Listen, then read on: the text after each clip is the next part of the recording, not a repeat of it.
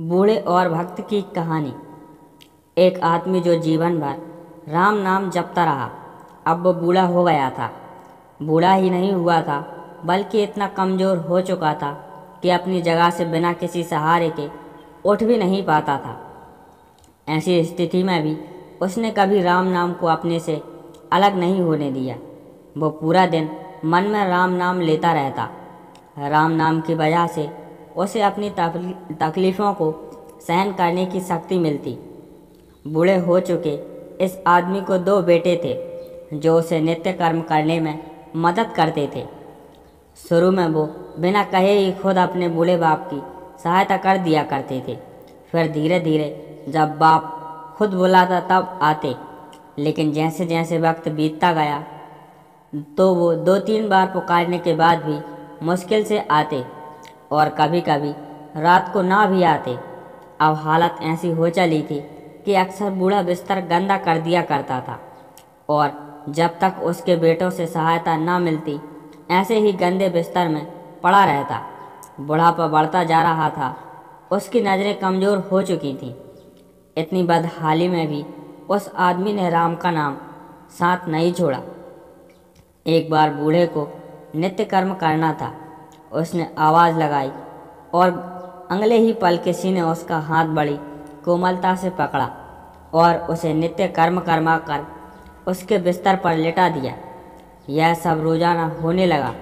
जब भी बूढ़ा आवाज़ देता, अगले ही पल उसकी मदद करने के लिए कोई आता और उसे उसके सारे काम कराकर वहाँ से चला जाता।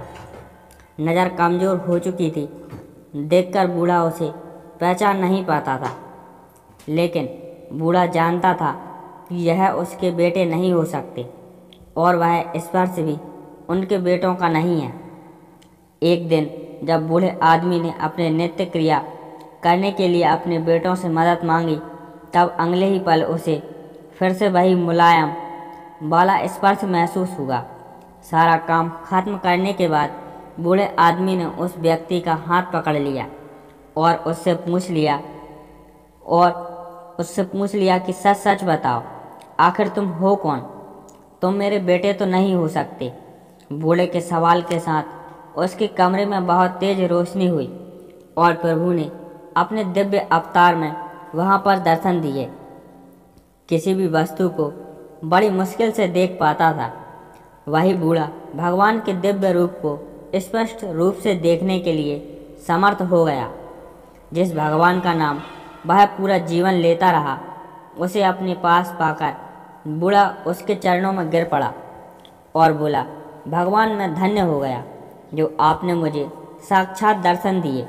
लेकिन भगवान मैं बहुत शर्मिंदा हूँ, क्योंकि मैंने आपसे मेरे नित्य क्रिया कर्म करवाए। भगवान ने कहा, मेरे लिए सारे काम एक जैसे हैं। अगर वह काम मुझे अपने भक्तों के लिए करना पड़े तो मुझे सभी कामों में खुशी मिलती है। बूढ़े ने हाथ जोड़ते हुए भगवान से कहा, लेकिन भगवान आप यह सब करने के बजाय मुझे मुक्त ही क्यों नहीं कर देते? क्या आपके दर्शन मात्र से मेरी मुक्ति संभव नहीं है? यह सब प्रारब्ध की वजह से है। तुम्हारा प्रारब्ध बहुत कठिन है। अगर मंद होता तो मेरे दर्शन मात्र से तुम मुक्त हो जाते। मैं चाहूँ तो तुम्हें अभी मुक्त कर सकता हूँ, लेकिन फिर अगले जन्म में तुम्हें प्रारब्ध को भोगने के लिए आना पड़ेगा। इसलिए मैं तुम्हें खुद तुम्हारा प्रारब्ध काट कर मुक्त कराने के लिए सहायता कर रहा हूँ। भगवान ने कहा। इतना बोलकर भगवान वहाँ से अंतर्ध्यान हो गए। कुछ महीने और काफ़ी तकलीफ़ें भोगने के बाद आखिरकार उस बूढ़े आदमी को मुक्ति मिली।